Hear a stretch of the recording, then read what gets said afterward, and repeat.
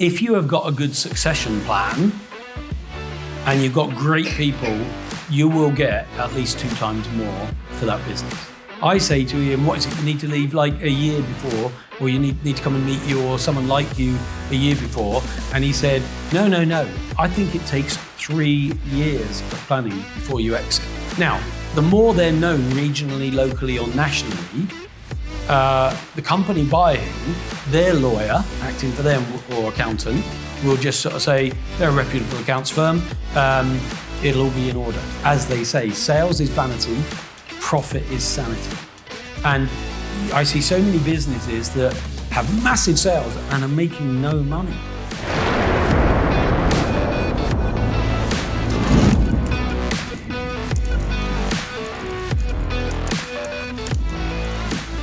So what I want to talk about this afternoon, I'm going to ask Paul Selman to come and join me in a little while as well. But before that, I want to go through some of the structural things that I learned. Now, by luck more than planning, the first business I ever bought was a business called HIM, which I sold to a big media company called WRBM, William Reed Business Media.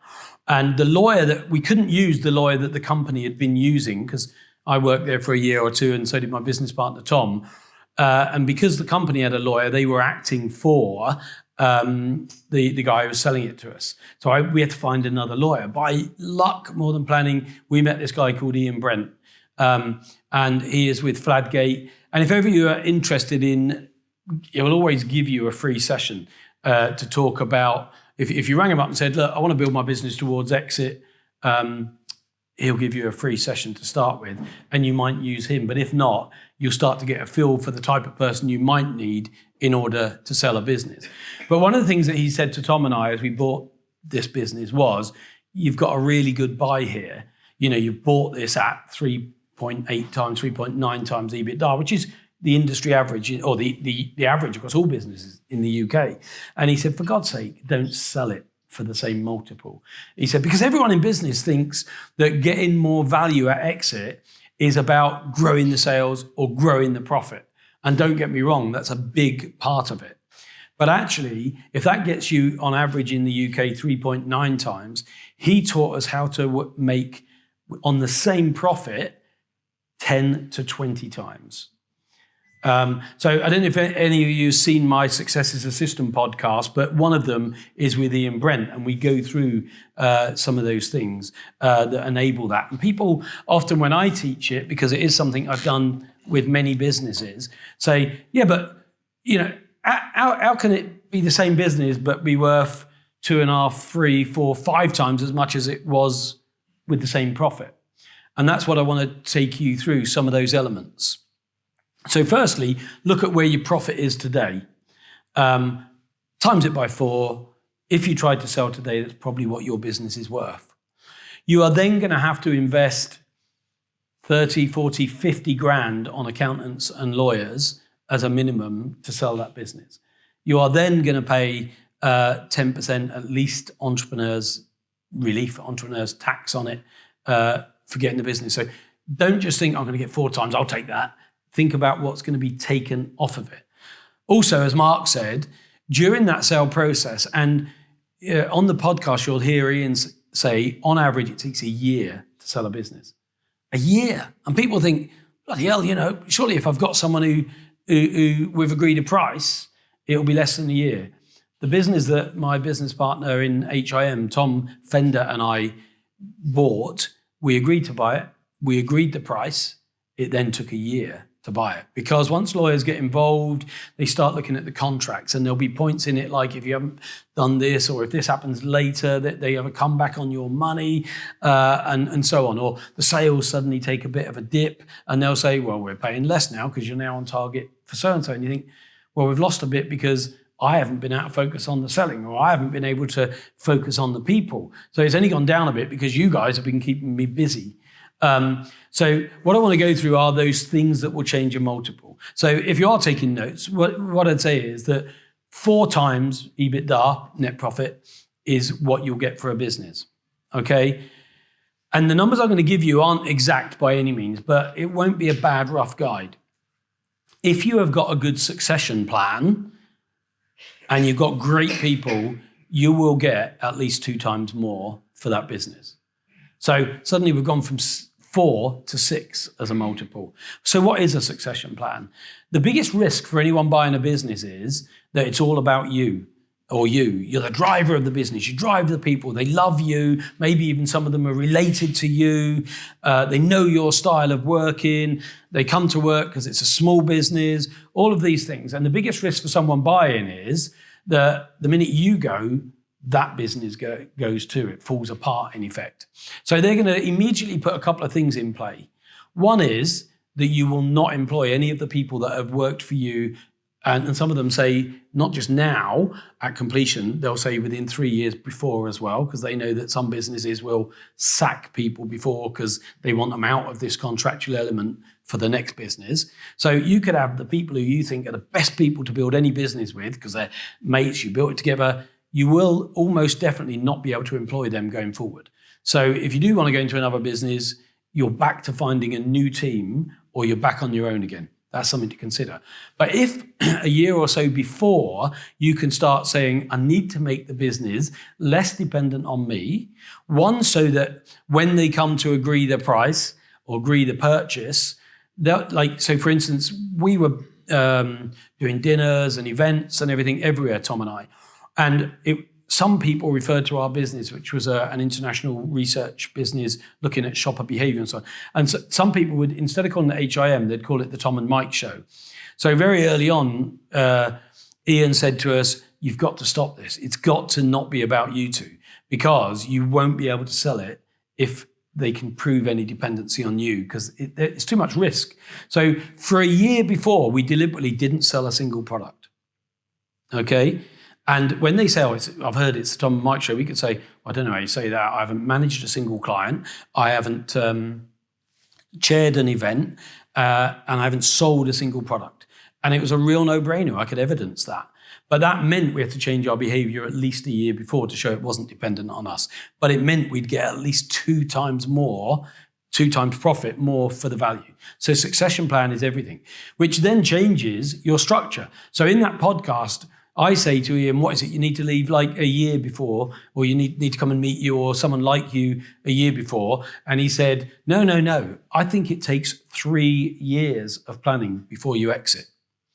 Now, if you're sitting in a room thinking, fuck that, I wanted to get out in 6 months or 3 months or 2 months, you are almost definitely going to take a much reduced price if you do that. And you will probably struggle to find someone. But even if you're not sure, as I said earlier, why don't you work towards an exit in 3 years and everything's going so great? If everything's going so great and you're loving it, don't sell at that point.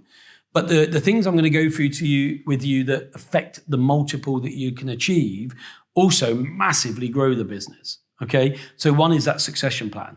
You've then got to say, if I'm going to have people that replace me in sales, in marketing, in whatever it is, client management, have I got the people to do that? Can I train my people to do it? Or do I need new or different people if they're stepping up into my shoes? And so you've then got to think, but Christ, that I've got to pay maybe 80, 100 grand, 150 grand to get that person. I'll make no money if I do that, which is a really good point. But they're going to take your time as a salary anyway. So let's say you're making $250,000 and they see that you've only taken 20, 30 grand. They'll say, we need to put an MD in. So we're going to discount your profit by a reasonable management wage anyway. And they're going to use that as a negotiator. But if you get a great MD, now what Tom and I did do that grew the business, which was one of the things that Mark alluded to, again, under the guidance of Ian, is we did a load of profile brand building stuff. So we were doing dinners. You might be a client. I'm not going to manage you. I'm not going to sell to you, but I'll take you to the cricket. Or I'll take you out for a really nice lunch. We'll get drunk together. I'm not saying you have to get drunk, but building a relationship connects people and they see you as more than just that service, that product, and so on. So we built the right relationships in the sector, which then grew our business. If we had relationships with the people at the senior level, when someone junior decided that they might look at another research company or another consultancy, they thought, oh yeah, but these guys, they get on well with John, who's our CEO, and you'll be pissed if you suggest getting rid of them. And so it protected us. Now, is that manipulation or is that savvy business? knowing that the decisions are made here, even if my relationship primarily day to day sits here. And yet I speak to some people on the mentoring, and let's say they're working for ABC Homes, and I say, have you ever met the CEO? Oh, no, we work with a contracts director. I say, well, find out where the CEO goes. Is he a football fan? Invite him to some football. Is she a big foodie? I'm not stereotyping here. I'm not trying to. I can't do it. But find out what it is that people love, and there's always a way you can connect with them and start to build those senior level relationships. So succession plan, that's one of the things. You'll get an extra 2 multiple. Next thing is good financial controls. Now, the first thing, and that'll get you another 2, by the way. So suddenly we might be at 7, we might be at 8 times our profit. Why? Because the biggest fear is that you've got some mate who's a dodgy accountant who's cooked the books and there's something been manipulated. And it might just be that you got a bad accountant who was great when you were Sunday league and tiny, but now you've got more mid-leagues and they're only doing the accounts. They're not advising you. They're not telling you some of the systems that you need in place. So, towards an exit, you'll probably need to upgrade your accountant as well. Or if you don't, during the exit process, I would suggest not using your existing accountant and finding a much better, more senior accountant to act on the sale for you. Okay.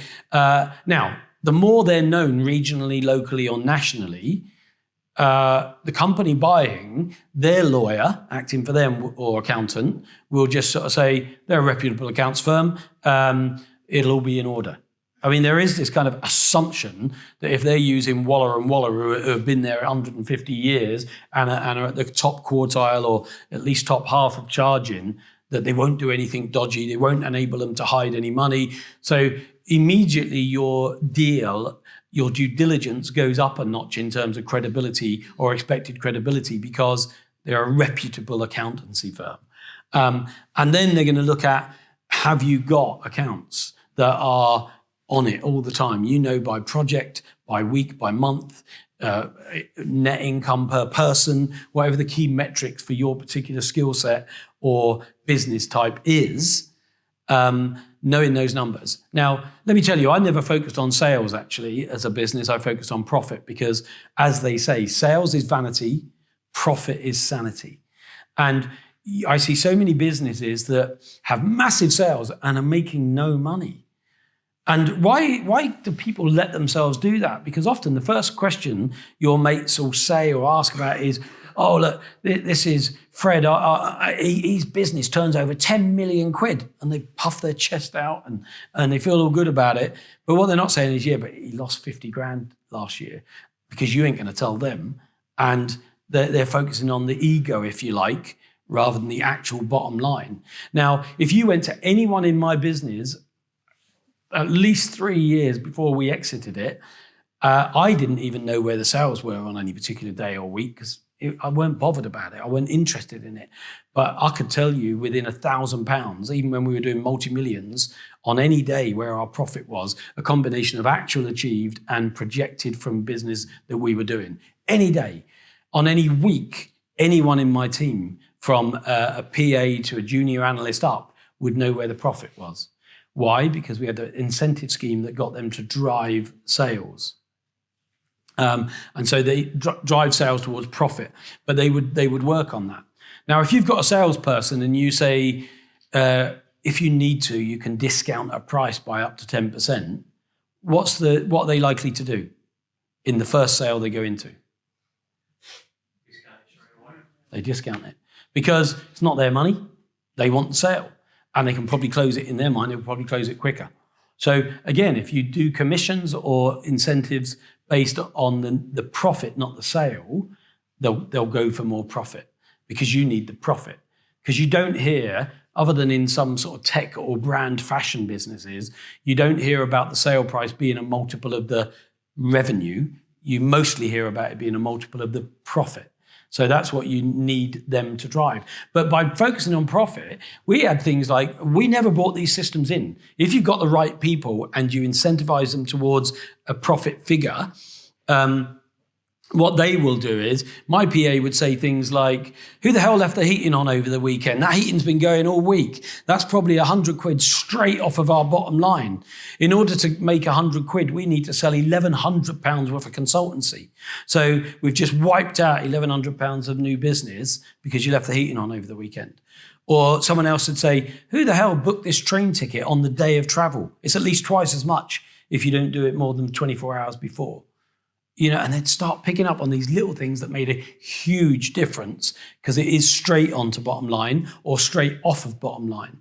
So just a show of hands, who's got an incentive scheme that pays your teams if you hit a profit or sales target? 1, 2. So, it's interesting. One of the things that Mark said was about share of business. Now, I tend to be a bit more protective of shares, but share of profit, I was always happy to give away. So we would give away 20% of profit every year. And we had a really simple incentive scheme, and I've used it in tens of businesses since and recommended it to probably hundreds. And it is really simple. It is, we made, let's say, 100 grand this year. We're going to try and make 200 grand next year. And if we hit 200 grand, basically you are going to share 20% of that profit, 40 grand. Okay? Now, how do I then work out what's fair? So the schemes that I normally used to run, because if I can drive profit, I'm going to get a multiple of that profit. It doesn't determine what's then given away, because that's taken out after the accounts, if you like, in the following year. Or you can treat it as, well, it's just an incentive scheme. It's not part of the business. You don't have to run it if you're buying it. You can take that incentive scheme out. It's my incentive scheme. So there's value, but it won't affect the value that you exit at. So what I'd say is, people got a point for every month they'd worked in the business. Now that's important because that recognized loyalty and rewarded loyalty.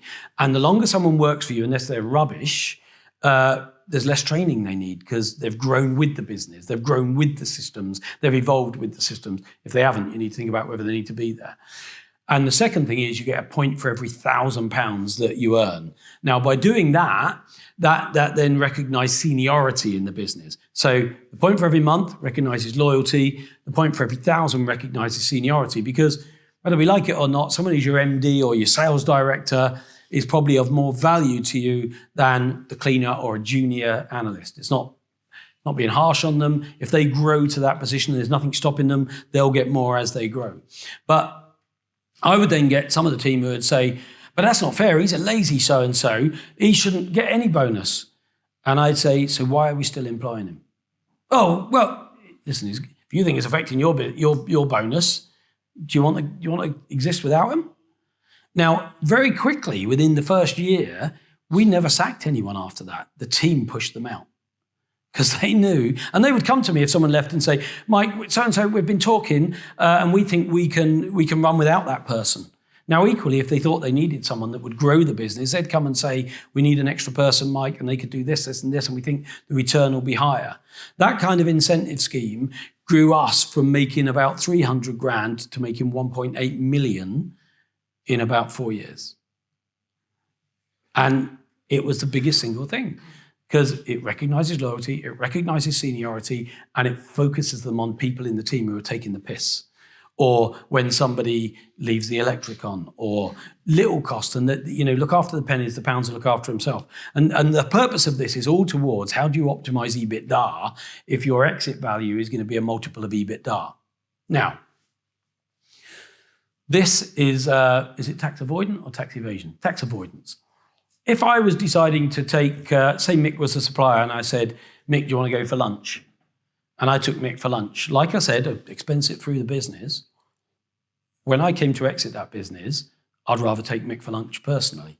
Why? Because if that lunch cost 100 quid, that 100 quid cost me 1,100 quid of sales, and that 100 quid came straight off the bottom line. Or more importantly, if I got 15 times EBITDA at exit, I got 1,500 quid by not spending that as a business expense by saying, he's a mate now, I've known him for ages anyway, I'm going to take him out for lunch.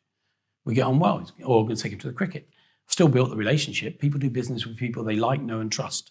Okay, so there's ways in the last year that you'll change that. So good financial controls, understanding profit, understanding EBITDA. And I deliberately asked Mark that how does he feel about finance? I love finance. Then he went on to say, I didn't, but I learned to love it.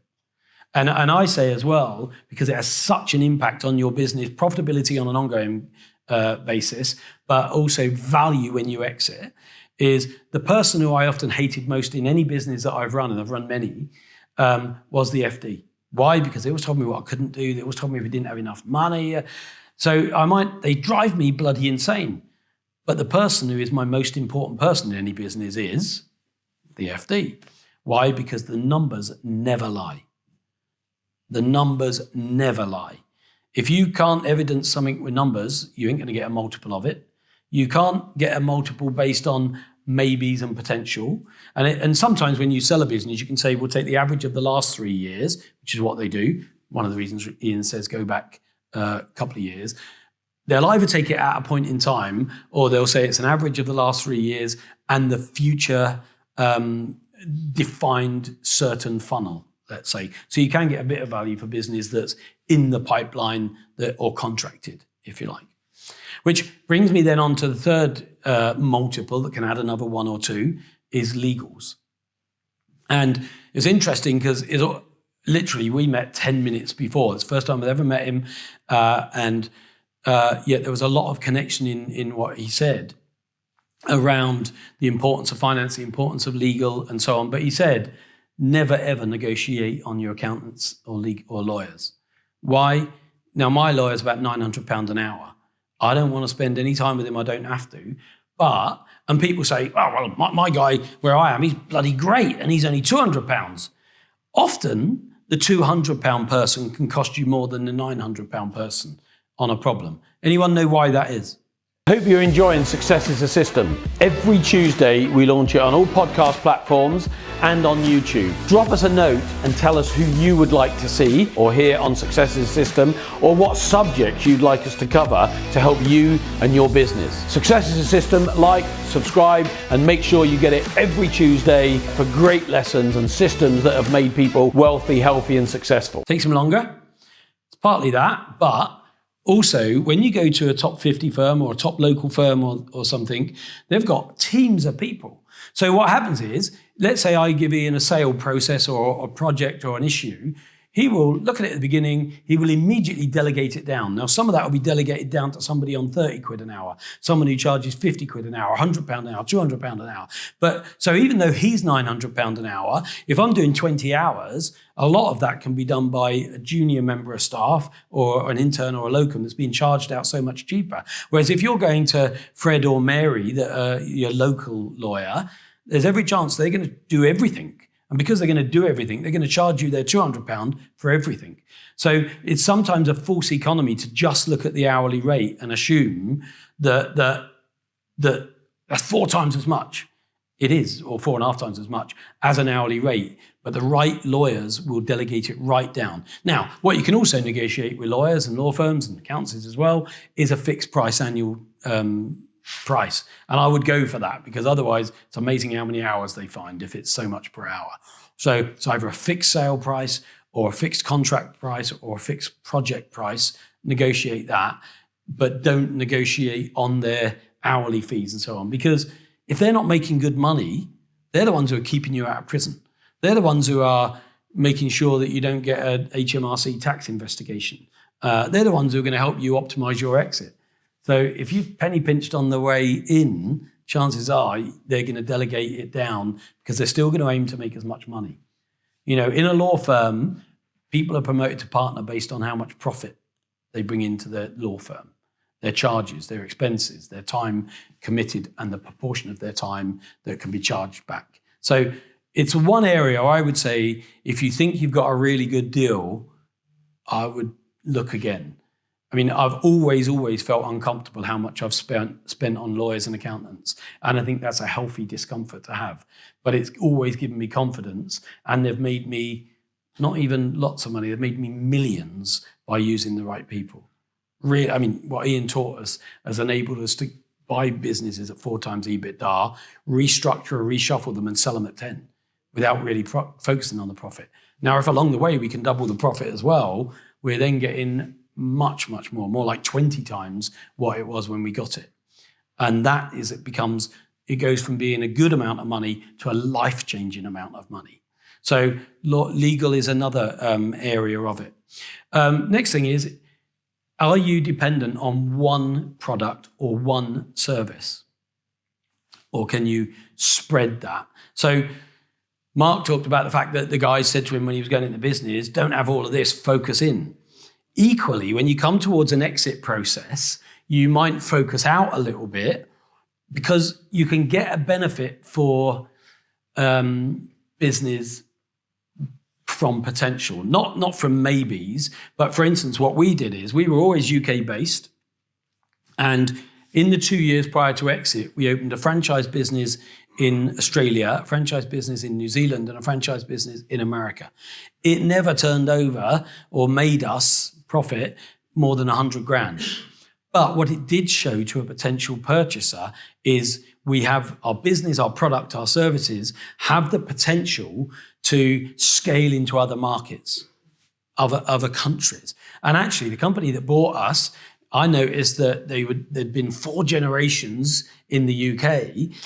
Just before they approached us, they'd bought a business from Montpellier, France, a digital marketing business. They'd bought a business in New York. So clearly they were going global. So the fact that even though we'd only scratched the surface, we had properly produced a prototype, if you like, a proven prototype that could then help them know they could scale it globally.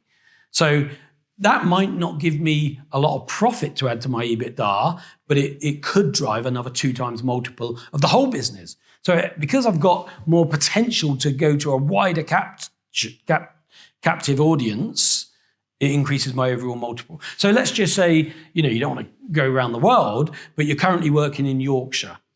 In the year before, you might open into another couple of counties just to show that your reach, your brand, your potential is bigger than it is. You've got to understand the cost, the distraction and all of this of it potentially, but understand it can add another multiple to it, okay? One of the next things that can affect multiple is the degree to which you are relevant in today's marketplace. So, if you're still doing, I don't know, TV advertising, radio advertising, newspaper advertising, you've got no social media presence, no digital presence, someone might look at that business and think, fantastic, once we get in there and build this, we're going to double it just because they got no brand on the internet yet. But they won't pay you because you haven't done it. They'll use it as a reason to keep your value down because you haven't done it. And it's crazy. To me, I look at it, I think, great, they haven't done it, I'll go in, but I'm not going to give them any more multiple. If they have got a good social media presence, it can add a multiple. Okay? And people say, yeah, but Mike, these bloody techies, they charge you a fortune. Or these social media companies, they charge you a fortune. There's always a smart way to work smart rather than hard or costly. So one of the ways that I often did it is when I was building different businesses, I'd go to the local college. I knew a lot of them anyway because I'd been given an honorary doctorate, so I was working with the university and Peterborough Regional College, University Centre Peterborough. And I went to them and I said, I want to do a competition. And I had a journalist from the journalism course there and from the digital marketing course. And I'll make a one-off, I want to do a competition. So I'll give them a subject, I'll give them a few quotes, and I want them to write an article for me, which is giving me content, okay? And then I say to the digital guys, I want to see how many follows, likes, subscribes you can get from your post. So you're each going to create a couple of posts, and we're going to measure that over a period of time.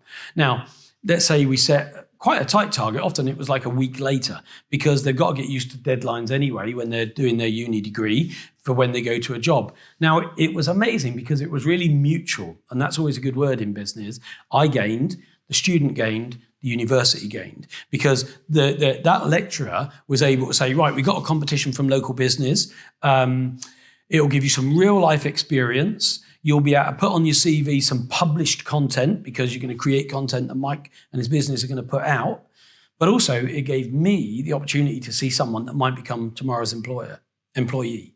So I would then say, I don't want to employ them. I don't want to fuck about with paying them or help, sickness pay and all this lot.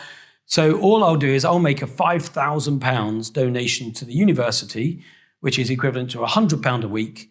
And I want 10 hours of work for that, £10 an hour.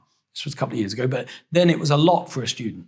But the university released those funds. I didn't have to pay them. I didn't have to employ them. They would just say to me, Mike, is Mary or Fred giving you the work that you're expecting? Yep, they release them another 100 quid or another, it's monthly, 430 quid, I think it was, something like that. So it was fully deductible for me because it was a charitable donation. Most educational establishments are. I got someone in their third year of that degree, which is where they've pretty much learned most of the content. They're then starting to get into exam season and so on. They want to get some experience because one of the reasons that graduates can't get jobs is because they've had no experience. But also, by doing that, I also got the lecturer, the senior lecturer, oversee everything that was done because he or she isn't going to want one of their students to put bad output out. So you're getting the student doing it, the lecturer checking it, and then it's real content that's going out for me. So I was able to build brand presence and followership for businesses without paying this. I mean, some companies want £2,000-3,000 a month. And then you look and think, I don't think that's clever. Or, I mean, more recently, if you look at ChatGPT, who's tried it, by the way? If you haven't, have a look at put into Google ChatGPT, and there's lots of them, but look at open.ai. Give it any question. Put something like, write 10 posts that could go viral on heating and plumbing in Yorkshire. Now, it accesses years of the whole internet. And it is scary. It'll do it in like 2 or 3 seconds. Or write me the copy for a press release about why people should work with us as a plumbing and heating business, let's say. And it writes it in seconds. I mean, so you don't need to pay for some of this. It'll be very addictive, so don't let it distract you too much from your business. But it is worth doing. And even if you have to write a letter of complaint, or like you said about being sued, if you want to sue someone else or that, they can write some of the content. It is incredible. But you need a social presence. You need a digital presence. You need to be down with the kids and up to date with the way that people are connecting. Okay, so not having that will affect your multiple. Having it will grow your multiple. Let's look at a couple of other things that we'll look at. During the due diligence, they're going to check everything in your business. Have you got great HR files, digitally or paper? Have you got contracts for all the work you're doing? A lot of people think, I don't need a contract. If they don't do it, if they don't pay me, I won't do it, and stuff. But when you get into a sale process, you want contracts for everything, because they won't believe your word that you've got this work coming up, or an email. They'll want a contract because they won't count it in future profit, or if it's not contracted, locked in, and so on. Have you got the finances? So the due diligence has got to be whiter than white. So what you don't want is someone to start down the road with you and leave because you've got poor paperwork. So you almost want your lawyer, the commercial lawyer that's working with you, to say, we're going to create a Dropbox with all that information in. So again, that's something that we now do as a business, say on our properties.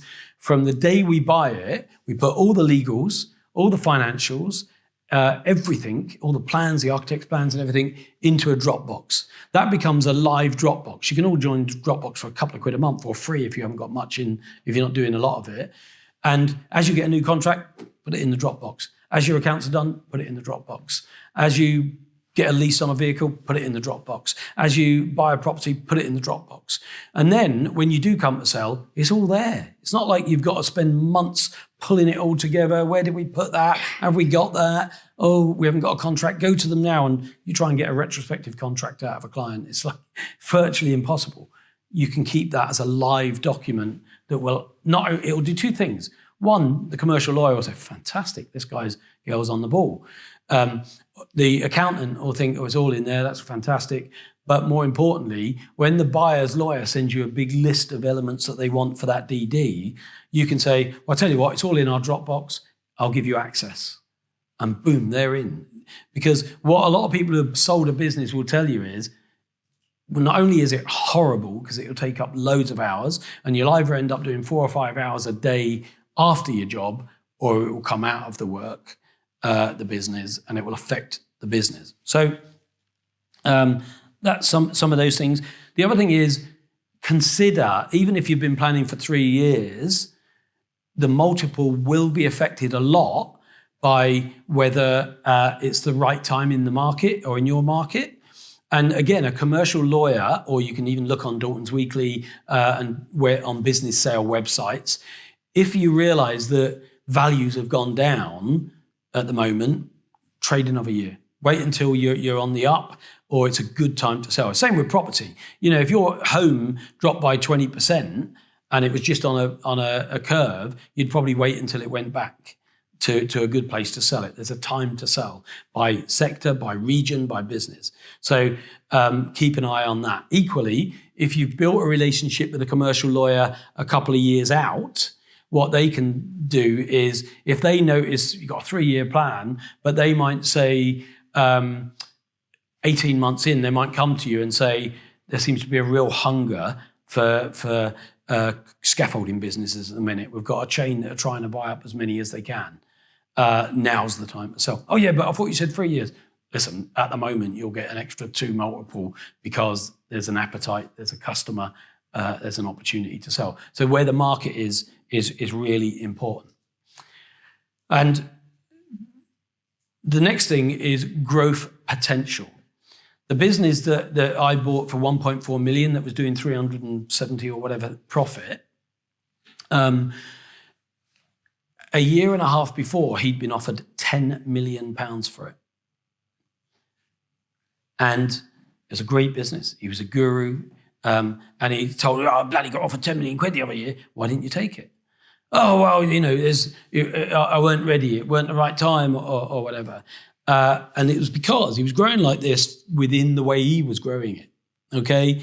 And by the time we bought it, the upside didn't look as good. So we bought at a good time in the market. We expanded into different sectors. We refined the systems. We did all of what I talked about that Ian said. We started to look international. We did more networking with the Chamber of Commerce, the Association of Convenience Stores, the Federation of Wholesale Distributors, joined loads of networks. And that's another really important thing that you can do to grow your business. Look at the opportunities for networking, business building, meeting customers in your area. And so sadly for him, he'd sold it when the upside of the way he'd structured it had gone. So if you think, I'll wait to the peak and sell it because then it's going to be most valuable, what are you giving someone else? You almost need to sell in a growth market. And then they can see, bloody hell, they've only gone 2/3 up this mountain of growth that's there. We can get that, and we can then add our own bells and whistles and take it on another scale. So don't wait until you think you've optimized a business. Give them something to play for with what they're going to do. So the timing is really important. And then I touched on it briefly with Mark. What's the exit strategy that you're going for? And what I mean by exit strategy is, why are you selling it? Are you selling it just because you've fallen out of love with it temporarily? Are you selling it because there's something prettier, nicer, sexier over here, and you're tempted by that, even though you might not know that? I mean, a number of people jump into property that have never done property, jumping into buying NFTs that don't even know what an NFT is if you question them, that are, I'm going to buy Bitcoin, or at the moment, I'm going to buy Ripple, it's going to go from 39p to 80 quid. It's like, you're fucking stupid. It's like, what evidence have you got? Oh, this guy on TikTok, he said it's going to go there. Have you ever thought that he's in a loss with Ripple, and he might be trying to, what they call, I can't remember the right investment term, where they deliberately bump it to get people to buy it because they can show a growth curve, when really it's a false growth curve. It's just fully created. Now, listen, I could be wrong on this, but what I'm saying is, if it's not our speciality, why would we jump into it when we've got something we know we can do? We know we can make money at. We've got a skill for. We've got people who can do it, but we're going to sell ourselves short here rather than say, I will do today what others will not, so I can live tomorrow as others cannot. So much as I'm hating this business right now, I'm going to put 3 years in. In that 3 years, I'm going to work with a commercial lawyer. I'm going to use them as a bit of a mentor, and I'm going to put the right structures in place. I'm going to put the right people in place. I'm going to put the right incentives in place, and I'm going to go for gold. I will work my little socks off for a couple of years to get an optimized exit. Then the exit strategy. So be clear on why you're selling it. Be clear that it's not just a temporary dislike or being seduced into something that looks better but maybe isn't. Then you've got to be clear on what will you do. So you got $1 million in the bank, 2 million in the bank. Now, I can look any of you in the eye and say, I don't think you can retire without any money worries without about 6 or 7 million quid. Now, why? Because by the time you pay your mortgage off, buy a nice car, have a nice holiday, get some nice new clothes, you're going to wipe out a lot of that. And then you've got to make money on what you've got left. Now, if you've got 6 or 7 million quid, if you'd put, say, 2 to cover everything that you want, cars and house, and if you want more, you need more. But let's say that did that. On 5 million quid, I can teach anyone in property, and not just me, lots of people, how to make half a million quid on 5 million, or 10% basically on any money. With a combination of shares, risk, low risk, property, commercial, residential, and so on. With the right financial companies and consultancies, you should be able to make 10% on that. So if I've got 5 million, I can make $500,000 without ever touching that 5 million. If I can then build another business in parallel to it, that's ring fenced, that's protected, and we go again. Now, I want to say this a couple of times because about 50 to 70% of entrepreneurs lose all the money they make from their first exit because they've learned to build a business, but they haven't learned to grow money. They haven't learned to keep money. They haven't learned investment. And I tell you, when you get 5 million quid, it will be published somewhere that you've sold your business. Out of the woodwork, all the vermin will come and you'll have people offering you investment opportunities that are too good to be true. And you'll be tempted. And the reason they're too good to be true is because they're probably not real. People say 10% guaranteed, but then if you read the detail, the 10% guaranteed will be subject to some things. It's not really guaranteed. It's guaranteed if the market continues as it is. And you'll find that there'll be all sorts of outs that will give them that. Now, I probably lost 1 or 2 million after I sold my business, but I learned really quickly. And to me, I mentioned it earlier, you can learn through experience, that's painful, that's hard work. Or you can learn through wisdom, which is learning through other people's experience. And, Joe says, Mark says, it must be something Alan Sugar teaches, success leads clues. So don't go and make the same mistakes as other people. And certainly, I think a business that sells for less than at least a couple of million probably isn't going to give you what you want from life unless you've done the math. My brother, he lives in India and he can live really, really well on 25 grand a year. So he only needs to make 25 grand a year.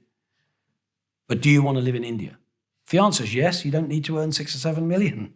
But if you want to live here in this country with our taxes, with the cost of living and the fact it could go up, and if you've got young kids and you decide you want to send them to a better school or whatever it costs a lot of money.